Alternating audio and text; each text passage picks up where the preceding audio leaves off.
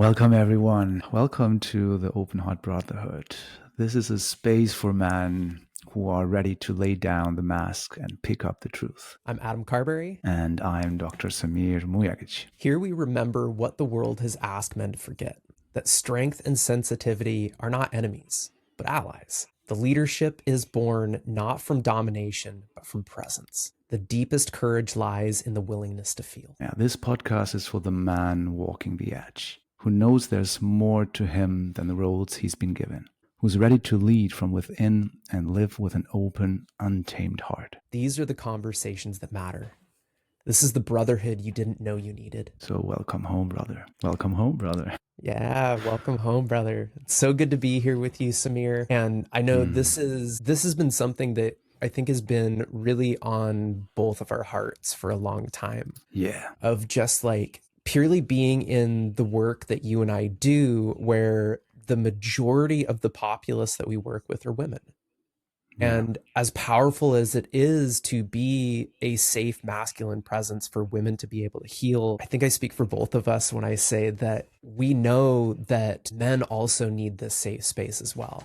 Like when I look back through my life and my childhood, like I didn't have a lot of safe masculine presence to be around, to confide in. I felt safer around women because there was less animosity, there was less confrontation, there was less challenge present. Exactly. Yeah, absolutely. That's very similar to my story too. And I agree. I think this is something that especially men who are sensitive, who what we call open heart, men who are more maybe introverted also, more connected to the feminine energy, to have a space also to connect and to explore also what does it mean to be in the masculine energy, actually, to heal that part. Because I feel, and I would really love to hear your story, because I feel that sensitive men have, as you also described, some kind of suppression of this masculine energy, what we also call like the strong spine, right? Sometimes. So for us, it's not difficult to tap into the emotions and being very connected. But maybe it is harder for us to be in a more stronger grounded space and to really be present and hold the space from a very, very, let's say, healthy masculine energy. And what I find really interesting is actually the story behind that, like the story of you, the story of me, of all the men who maybe can resonate with this open heartness that we described. So I'm really curious about your story, for example, about your masculine lineage. Yeah. You know, because I was thinking about how should we do this podcast? How should we introduce ourselves, right? I mean, I know you for how long? Like 3 years we worked together. A little over 3 years now.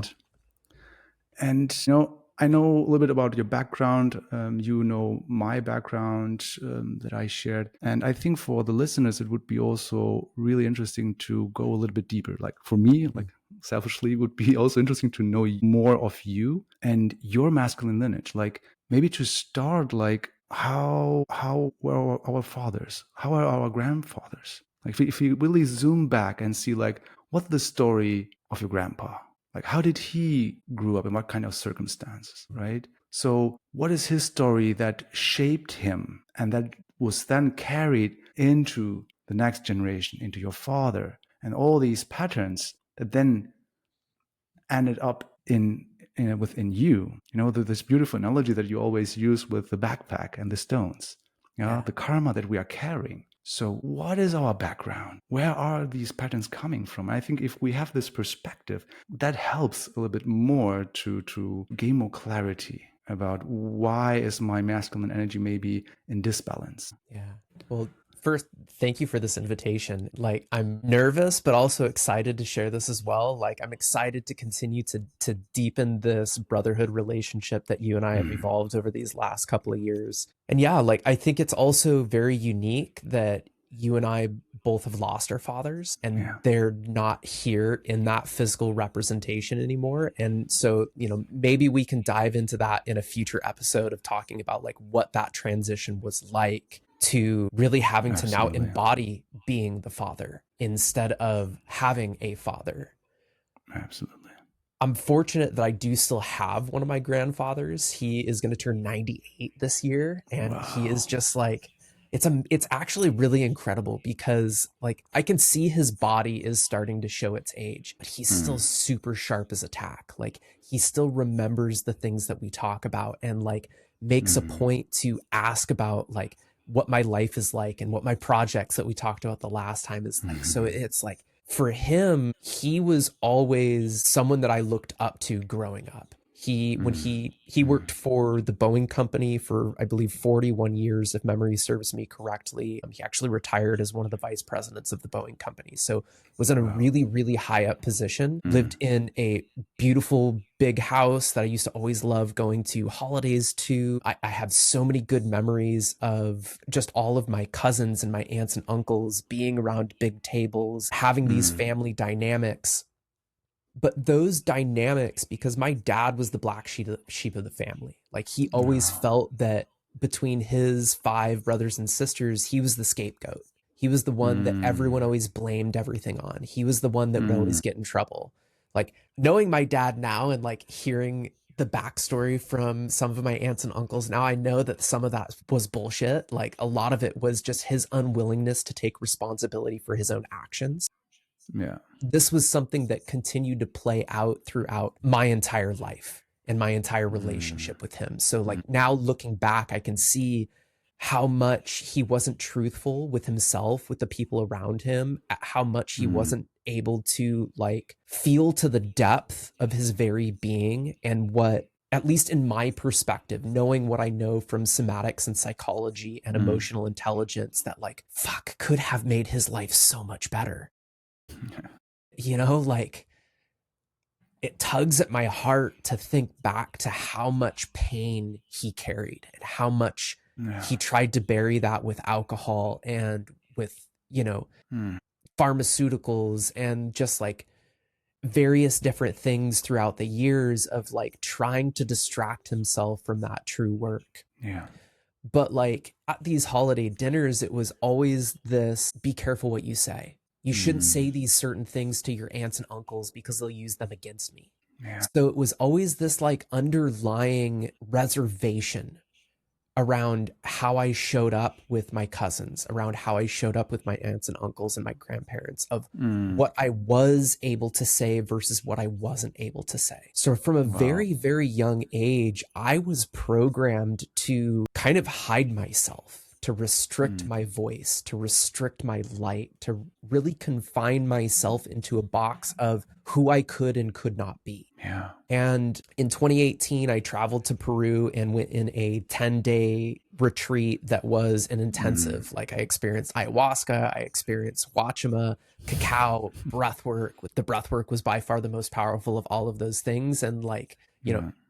in saying that, I'm sure they all like synergistically worked with one another to create such a powerful experience. But like in Yeah. that first breathwork session, I relived experiences from 2, 3, and 4 years old. But I Wow. relived those experiences as if I was like a third party watching the experience unfold, watch Yeah. myself move through Yeah. this. And the experience at 4 years old was like, I grew up with an older sister. I didn't have any brothers. And, you know, my sister, beautiful woman, had this nice long hair. And I told my dad I wanted to grow my hair out and I wanted to have a ponytail Yeah. because I looked up to my sister. I Yeah. wanted to like embody that essence. And my Mm. dad said, you can't have a ponytail. Only bikers and fags have ponytails. Like, you know, Yeah. apologies to anybody that heard that language, but I really want to be truthful with like what was said to me because that Yeah. languaging dictated what I looked at as the embodiment because like I grew up loving sci-fi fantasy movies. So Mm. seeing this like old wise wizard with this long hair, this long Yeah. beard, you know, I'm rocking the longer beard now and like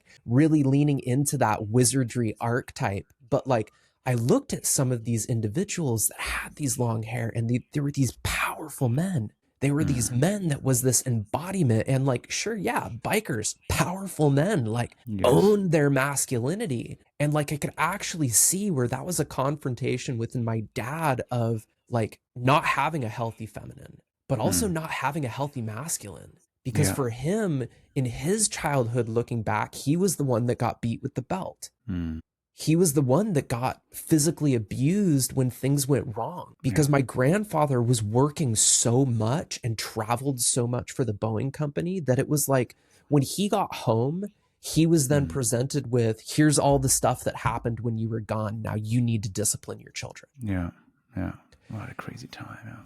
And so it's like I now have so much compassion for my dad Mm. and for like knowing what his childhood was like, and also hearing from my aunts and uncles what my grandmother was like, who was very Mm. verbally abusive Mm. and like dealt with her own wounds. And I think Mm. this is something that like we have to be mindful of like ancestral lineage. Like trauma's passed down from generation to generation, like whether it Exactly. physically happens to you or it's just passed down through your genes and your blood, it is within your body. 100%. And that's why this work is so important, both for the masculine and for the feminine, because as long as we're not willing to do this work, as long as we're not willing to not shun or hide or shame these things that we're carrying within our bodies, but instead being able to meet them with grace and compassion and Mm. kindness and love, and Mm. really work through them, that's what's going to allow the next generations to not carry this anymore. And that is going to be the profound shift that I think all of us are hoping to experience within this world. So, like, you know, Yeah. my childhood definitely wasn't easy. It also Mm. wasn't the most difficult. The one thing that my dad always would reiterate is he's like, just be thankful that I never physically abused you. And that's true. Like, he never hit Mm. me, Mm. but the verbal Mm. abuse that he threw at my way, honestly, like there's times I would have rather been beaten, because I think I could have healed from Yeah. that much easier than the time it's taken me to heal from all of that wounding, and wounding that I'm still in the process of healing. Like I do Yeah. think it's going to be a lifelong journey to heal from some of these things, to also like recognize in the moment when I am replaying those Mm. reactions, when I am Yeah. also showing up in that essence, and like I've said it my entire life, like I never want to be like my dad. I never want to be like Mm. my dad. However, Mm. in saying that, I literally was embedding some of the things that was being like my dad. Some of the ways that I would choose to react in situations where I'd get like frustrated and get like upset and angry and pissed Yeah. off. And, so that's been like my leaning into really opening my heart, of being able to notice when things really start to move through me, that is Mm. shifting me into a state of being that I don't like being in. I don't like being angry. I don't like being frustrated. I don't like being agitated. I don't like how it Of feels course. within my body. But I Yeah. also don't like the person that I morph into when I enter into those states. So that's where Mm. the Mm. majority of the work that I have been doing over the last couple of years has all revolved around, is around shifting those patterns, around Yeah. changing that programming within myself, that when I enter into that state of frustration, can I take that deep breath? Can I stay within my heart? Can I still have that strong spine in being able to stay within my grounded masculine presence while not Mm. losing my shit? Yeah. Yeah. Beautifully said, brother. Beautifully said. And yeah, it's so interesting, this transgenerational trauma that you spoke about, that is just passed from generation to generation. And it seems like that this is so embedded in the code of life, like of us humans, so that we carry the burden of the previous generation with us if it's not solved in that previous generation. So it's always like life always gives us the next iteration to solve the riddle, to solve stuckness. I always call Yeah. it stuckness. Like usually energy is flowing. And if we are holding on to things, if we are holding, like trauma is like holding on to energy, right? It's like our body is literally like taking this energy, stored somewhere that we cannot access it, so that it's protecting us because we can't process it at that time, maybe because it's too fast, too strong in that moment. So it's hiding from us and it's getting stuck in our body. It's those stones in the So backpack. the stones in the backpack, it's heavy, right? So and it's really hindering the flow of energy in our body, and everything in the universe wants to reach equilibrium. So it's always this tendency to balance. So if we are disbalanced, then life always gives us the opportunity to find balance again, to solve, to work through this trauma that we are carrying with us. And I like when you said this phrase that I hear so often from men and myself too, like, I never want to be like my dad. Yeah. Right? I Yeah. don't want to be like my dad. And then all of a sudden, like these moments when you say something and like, well, that sounds like my dad, or you are triggered, especially when you're triggered, and then you be reactive, and all of a sudden, like something from very deep from your core is coming up, and like, holy shit, sounds like my dad. I'm behaving like my dad. And so this is like what we also call like cycle breaking, to really break this pattern of repetitive reactions, yeah, that are subconsciously somewhere hidden in us, in our nervous system. And yeah, beautifully said. Of course, inner work, breath work, the things that we both do is part of this deep healing journey, to not just, and you know that I don't like this term healing, because healing implies that something is sick or something is broken, but maybe to bring that disbalanced system back into a regulated state, into an equilibrium, right? So that energy can flow again. And yeah, this work is so important, and it's not just for ourselves, it's literally for the collective. It is a collective thing that we are doing. And especially for men, I think this is so important, because we men had such a long period of time being in this patriarchic system, where it is really important to show up with a very strong attitude, with a very competitive attitude, disconnecting from your emotions, disconnecting from showing up vulnerable, because that means that you are that you can show weakness, right? If you Right. show yourself weak, then this is a death sentence. Like 200 years ago, if you show up weak, you're dead. So this is ingrained in our system, that we should show up strong. But again, if then only one part, only the masculine part is very dominant and the feminine is suppressed, then there's still a disbalance. Yeah. There's still happening a lot of inner chaos and destruction. And yeah, I would love to share also my story. I think this is very Please. similar, because in terms of fathers that were really disbalanced in their energy, both in the feminine and in the masculine. And so when I go back to my masculine lineage, then my grandfather from my father's side, he was living in former Yugoslavia. So it's in the Balkans now, Bosnia and Herzegovina. My grandpa grew up in a very, very poor circumstance. He was a villager, and they were literally just living from what Mother Earth gave them from the fields. And so they were really self-sustainable, off-grid farmers. And during that time in Europe, of course, when he was in his 20s, that Second World War. So he had a really, really crazy story, like a really crazy life during World War II, because he was captured by the Germans, by the Nazis, because they were occupying the whole Balkan region. So he was in his 20s. He was a young man. So he was captured and transported to a working camp.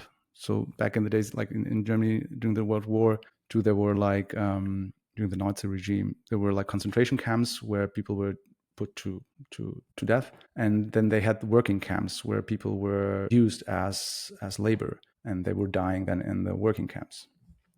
So my grandpa, because he was so young and strong, was deported to a working camp in Germany, and then he should be transferred to work in a camp in France, I think. And on that way, in the train, the transportation train, he managed to jump off the train with two other friends of his and escaped. And then he walked from France back to Bosnia during the World War. I mean, without any passport, it was war in whole Europe. So he managed to somehow come back to his village, but now it was still occupied by the Germans. And he hid in the forests close by and lived in the forest for about a year. And he arranged somehow with my grandma that she smuggled some food, and they had like a hidden place where she always put some food in so that they could get the food, so that they survived. And so he was under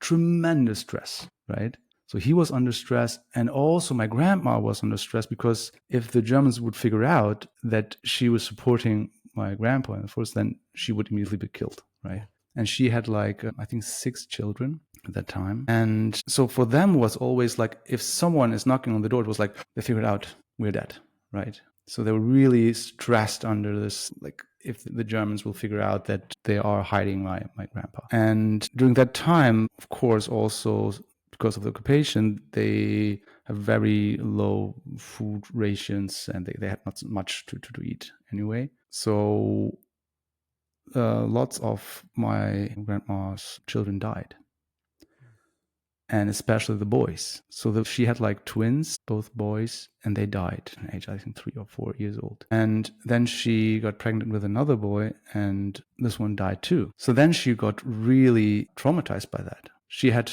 2 girls or 3 girls, and they all survived, but the boys somehow didn't. And then after the war, my grandpa then came back, and my grandma got pregnant again with my father.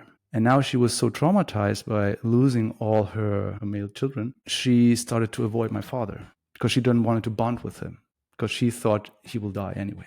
So that was like the first very early trauma that my dad got from his mother neglecting him. And she was really, really also harsh to him, and very, very dominant, and was very punishing him probably for all the other kids that she lost. So it was really a harsh environment where my dad grew up. And my grandpa, due to all his experience, he never talked about it. We heard that from other people. Yeah. He never talked about the Second World War. He never talked about his escape or how he managed to survive in the forest. But he was so traumatized and so locked in due to this traumatic experience that he numbed himself. He became an alcoholic. And now my grandma, who was traumatized, my grandpa, who was traumatized, both somehow numbing. My grandma was very, very dominant and very punishing, and my grandpa was basically not there. He was not really consciously there. So in that environment, my dad grew up. So he was never seen. He was punished for being a boy, for being masculine. So he was suppressing that part. When my dad grew up, and when he was 19, 20 years old, he then moved to Germany.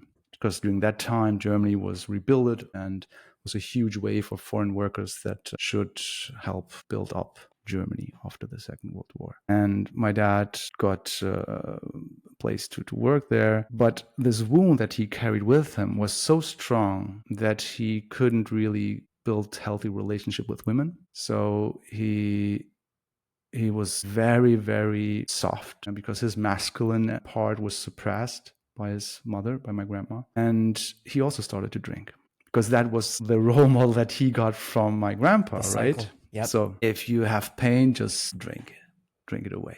So he became an alcoholic. And so he met my mom in Germany, and they got together, and it was really a weird relationship. They just got together and somehow, like, one night stand, and my mom got pregnant and with me. And then during that time, they decided, like, oh no, we cannot separate. We have to marry. So it was a really, I would say, not a healthy relationship between them. So there was a lot of fighting. And I grew up in this environment of my parents constantly fighting with each other. My dad, who was an alcoholic, abusive, not really present. And my mom, who was really overwhelmed by all of it. She couldn't really hold this stress that was put upon her.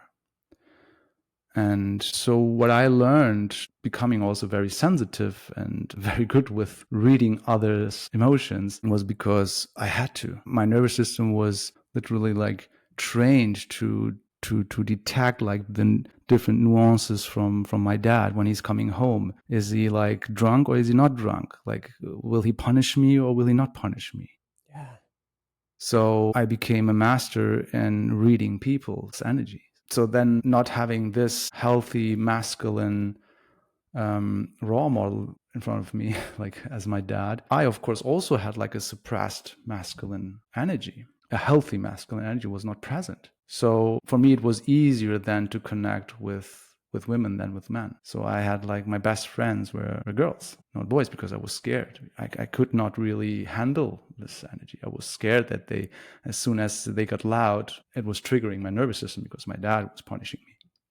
Yeah. So for me, the masculine energy was punishment, strong, punishing, toxic energy. And yeah, when I grew older, in my teenager years, I was so, I carried these tones, of course, also with me from my grandpa to my dad. Now they are in me. So I began to drink too. So I started to drink early age, like with 14, 15. And I drank basically till my 30s. Like I had a huge problem with alcohol.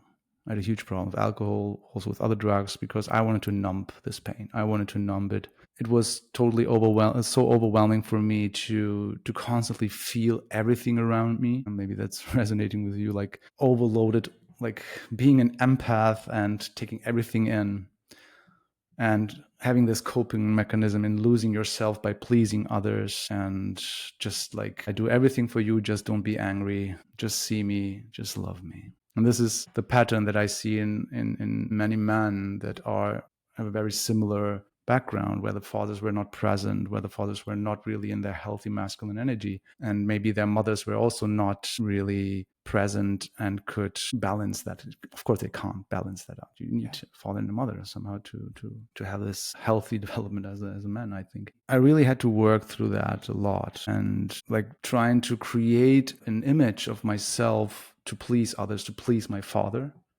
Because of course I was luring for his love. Of course I wanted him to see me, but I didn't get it from him. He didn't get it from his father. So it was really interesting to really think that through. And also, like, why did I choose a certain path in my life? Why did I become a doctor? Like, why did I choose to go for academia? It was all about being seen and recognized, being loved. And when I started with my inner work, when I started also quitting my career, really trying to figure out, like, who am I?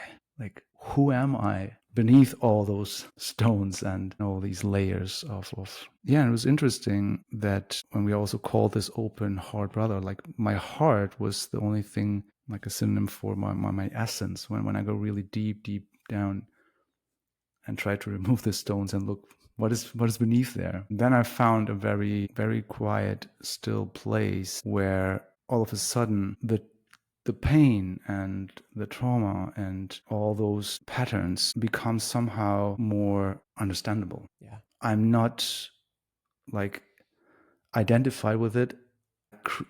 I gained space, and through that space I could see it. And I love what you said also, like to then all of a sudden find compassion for your patterns, compassion for your father, compassion for my grandpa, because I could understand where it's coming from. I can understand why am I feeling like that's not my energy. It's not my pain.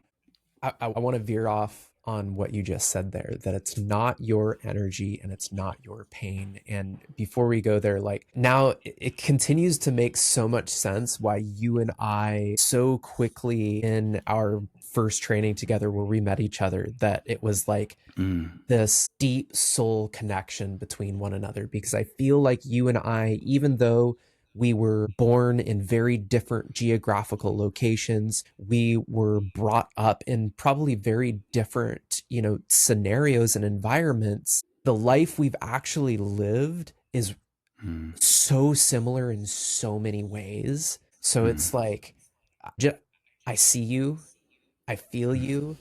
I resonate so deeply with everything that you've experienced. And to just like hear more of your backstory is just like, I'm so thankful that you came in my life, because to be this mirror for each other, to continue to do the work and to continue to come back to the why, to continue to see this is the path that we were meant to be on. There was no other way throughout this life to be in a different way, because you and I both tried to go in very different directions. You becoming a doctor, me becoming an entrepreneur and running a home theater installation business for almost 20 years, like trying to prove myself to the world, trying to prove myself to my father that I was worthy, that you know, I deserved to have him be proud of me. And like, I know now that he definitely was proud of me, but Yeah. I think in the end, he was more proud of me for stepping onto this path and doing the Mm. work that I've been doing than any of the materialistic successes that I found in life.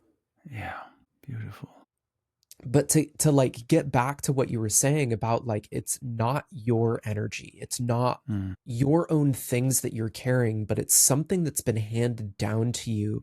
Like, you don't discover that until you're willing to go into yourself, until Mm. you're willing to truly dive deep into the shadow of your heart, deep into the shadow of your mind. And like, Exactly. when you talk about this idea of like dropping into the heart to feel this expansive space where you can look at things through a lens of like love and compassion, instead of Mm. like when you just stay in the mind and you mull over all of these things of like, why did it have to be this way? Like, why did I have to have a dad that acted like this? Like, why couldn't it have been Yeah. this way? And like, just the amount of stories that begin to play Mm. through the mind that in essence just perpetuates the suffering. Absolutely.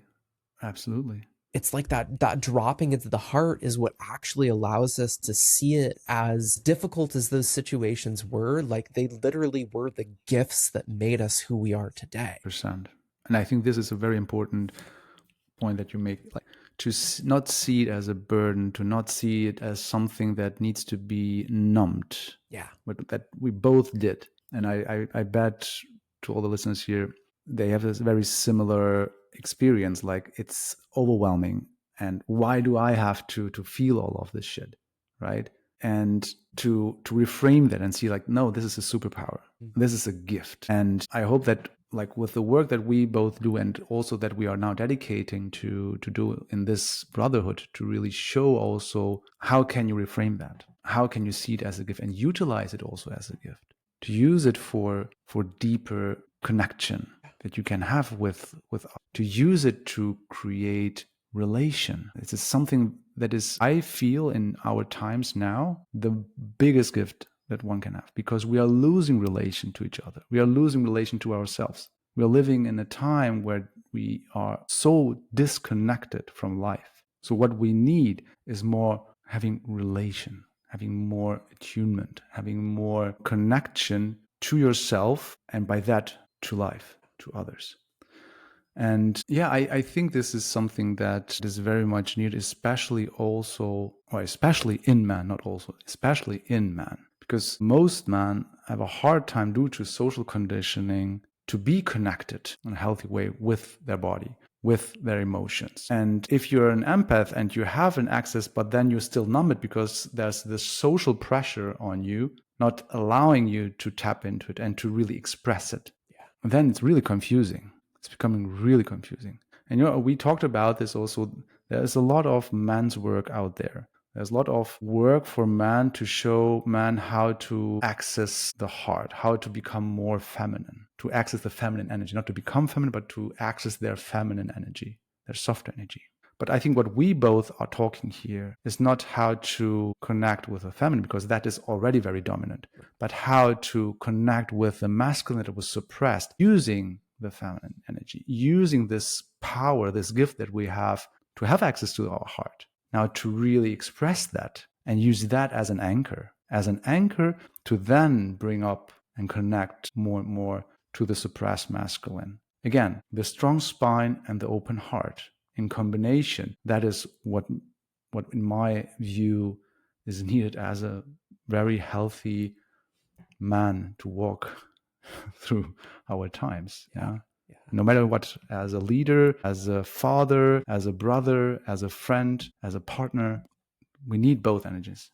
I love how you articulated that just now, because in essence you are, and I know we'll go into this in future episodes around your background of like yogic pranayama and those types of practices, but I think Absolutely, yeah. what you're truly speaking to is this whole philosophy of somatics, of ancient Eastern mysticism, of this bottom up approach where, Yeah. to just go into like Kundalini as an example, right? The whole idea and concept of Mm. like a Kundalini awakening is bring that feminine energy at the base of the spine all the way up to merge with the masculine energy in the head. Right. Through this merging of both of those energies, that's where unification happens. That's where wholeness Mm. starts to happen. Mm. That's where, Mm. like, to have this Kundalini awakening. And let me preface, I'm not saying that like everybody should go out and try to have a Kundalini awakening. Like, you need lots and lots of practice around that before you try to Yeah. dive into that. But really, like, let's talk about this from like a conceptual idea of when we can merge the feminine and the masculine from a grounded state of being, from a Exactly. place that comes from the root, not from the head, comes from that Mm. base of the spine, coming all the way up that strong spine. And what does that energy have to pass through in order to get to the top of the spine? But the heart center. Yeah. It has to pass through that center first before fully merging with the Right. masculine energy in the head. Like, Mm. correct me if I'm wrong, Samir, but I feel like I'm speaking to the intention of this podcast is Mm. really about how can we men anchor our masculinity into our femininity so that we can show up in a way where we can meet all of the emotions that want to move through us. We can meet anger from a solid, grounded place where we can let it out healthily.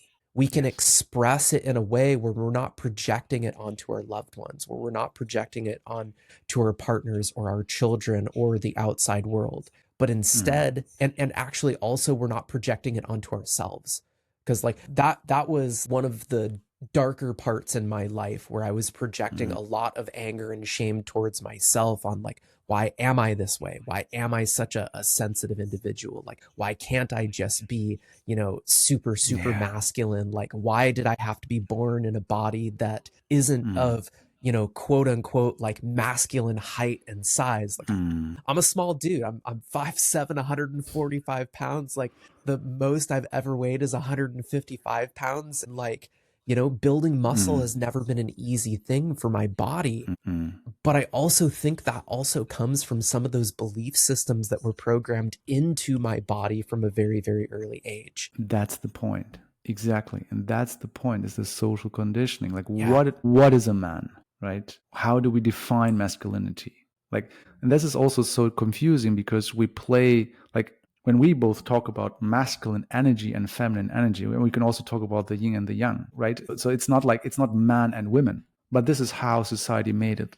Like, this is how we use these terms, like masculinity is like being manly, being this the stereotype of man, what should be like, or what was somehow conserved for 100 years, which was needed back in the days. Like, in ancient times, you had to be strong, you had to be a protector, Right. you had to have like a very, very strong foundation physically and mentally. It was not about like playing around, it was literally about survival. Being willing to go to war at any moment's notice. And this is ingrained in our Yeah. DNA. This is ingrained in our DNA, always being in this state of going to war. And if you now don't fit into this category of this type of barbarian berserker man, yeah, or this alpha leader, then you do self-destruction within yourself very easily. You select yourself out. But what if we are now really going deeper into also the spiritual aspect of what does it,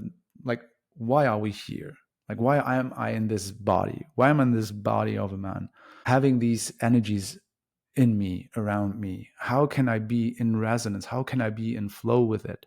How can I experience life in this body? I think this is what is important to understand, like to bring balance in it, not to create another stereotype or not to fulfill a norm. It's for everyone who is listening here, for every man. It's not about gaining back to a stereotype. How can I become more manly? It is become, how can I in this body as a man become balanced with my emotions, healthy, yeah, with also my physical presence, not being ashamed by it, but being confident in this body. And this is also true for women. This doesn't matter. It's just like different form. Yeah.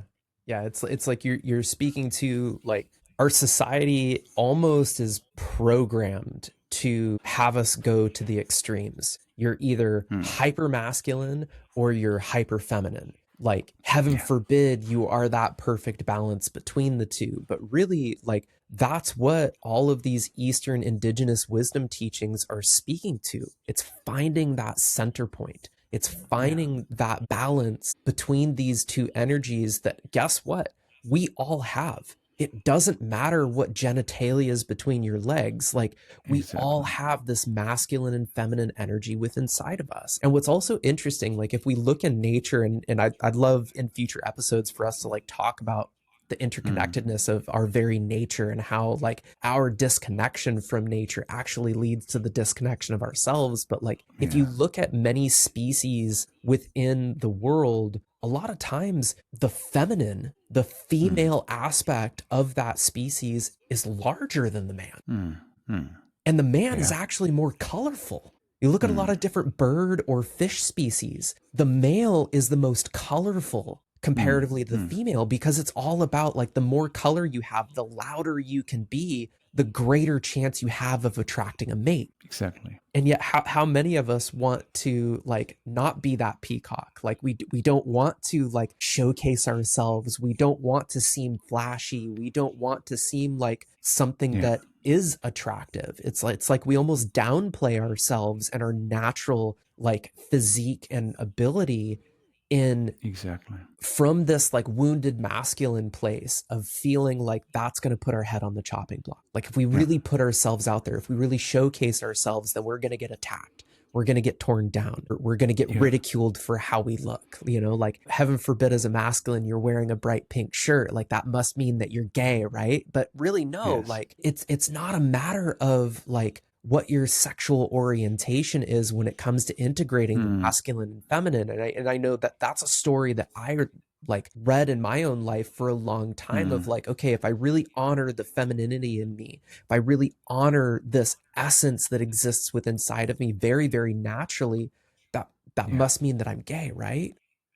But Yes. no, I like know. we all still have our preferences and we can all still integrate that masculine and feminine energy to that balanced state of being so that it doesn't Mm. matter who we're holding space for. We can hold space. Exactly. And it's, I mean, it is so much fun to really explore the whole spectrum of one's Yeah. being, all the energies, right? Not being just conditioned to stick in one expression. I mean, we're human beings. We have like this whole spectrum of expressions and tapping, as you said, like into the feminine energy, being softer, being more, yeah, being more tender with life and expressing that also, Mhm. yeah, expressing that through colors, expressing that through what I'm wearing, yeah, or being in the masculine energy and being more, maybe more expressive, more present with our world, and being also that as an expression of tools that we have. Is it through colors? Is it through sounds? Is it through whatever life gives us as tools to play with? I think that's the beauty of life, to see life through the lenses of an artist. And so like I have this canvas in front of me called my life, and now I'm allowed to paint with different colors, with different expressions. And I think this is the beauty, where at least from my perspective, how I see life, to really being involved in it, to be really active in it and play it. And yes, and we have the backpacks and we have all the blocks and blockages and things that are this inner voice that is maybe criticizing, and things that are triggering you because you're carrying a wound with you, yeah, and which is hindering you to maybe freely express in a certain direction. Yeah. So, but this is the, I think, the game of life, the lila, Mm. to really play and unveil and see what is beneath these stones. How can I maybe gain access to different colors, Yeah. to paint it differently, to paint my life differently? And I hope that this is maybe something that we too can dig deeper for the listeners here, and for other brothers who are resonating what we are talking about, to really also give support and a place of being seen and being felt, and help each other to maybe be co-creative and paint together Yeah. canvases. Yeah. I think this is also something that is very, very important to my heart. And I speak for both of you, to really be in community, to heal in community. You cannot heal alone.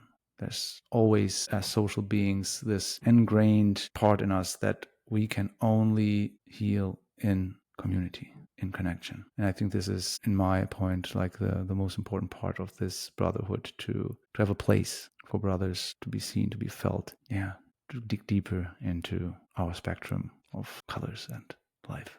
100%. Yeah. It's, we're wounded in relation, so therefore we have to heal in relation. Yeah. It's this lone wolf idea is not something that works. It works for a period of time. You can definitely like heal many things. You can make a lot of progress on your own, but inevitably, I know I speak for both of us here, like you hit a plateau. You hit a space where it's like, okay, this is literally as far as I can go on my own. I need someone else to be here with me to help me navigate realms that I've never navigated before on my own. And it's like to truly break apart, like we've mentioned the backpack analogy. So I feel like I'll go ahead and share this before we part for this episode. But like, I use this backpack analogy to explain the importance of doing somatic breath work, of using the breath to be that excavator within ourselves. And like we all enter this world with a backpack on, and at the beginning it's empty. But as we encounter stressful situations, traumatic situations, things that deeply hurt us and wound us, it's like we place a stone in that backpack. And if we never stop to take that backpack off and to pick those stones out and actually ask ourselves, is this still serving me? Do I still need to carry this? And take a moment to, as if in a breathwork session, use the breath to purge those stones out of that backpack, to create space, to lighten us up in that way. But sometimes we'll pick one of those stones and we'll realize like there's still actually a lesson in this experience. So let's chisel that stone away and find that diamond that's inside, which ironically, like you shine a light through a well-faceted diamond and it's full of rainbows, right? It's full of color, it's full of spectrum. And so like that diamond is worth so much more than the rock that was surrounding it. But it took the pressure of that rock to actually create that diamond. And so it's being able to recognize that, like, sure, you might have carried these rocks in your backpacks, for 10, 20, 30, 40 plus years. That pressure is actually what is going to be the greatest catalyst for you to become the best individual that you could ever imagine. Beautiful. Yeah. So beautiful. Yeah. And I 100% agree. It's the trauma, capital T trauma, that we're carrying in us is shaping us. So it is not about trying to get rid of it, neglecting it, suppressing it. It's about acknowledging it and then see the diamond that was created by it. So beautiful. It's really beautiful. Brother, that was amazing. Phenomenal conversation. And I'm so excited to continue to diving in. For those of you that listened, stayed through this whole podcast, thank you so much for your attention, for your presence. We'll be back again next week for another deep conversation. Yes. Love you all. Thank you. Till then, brothers, have a great day.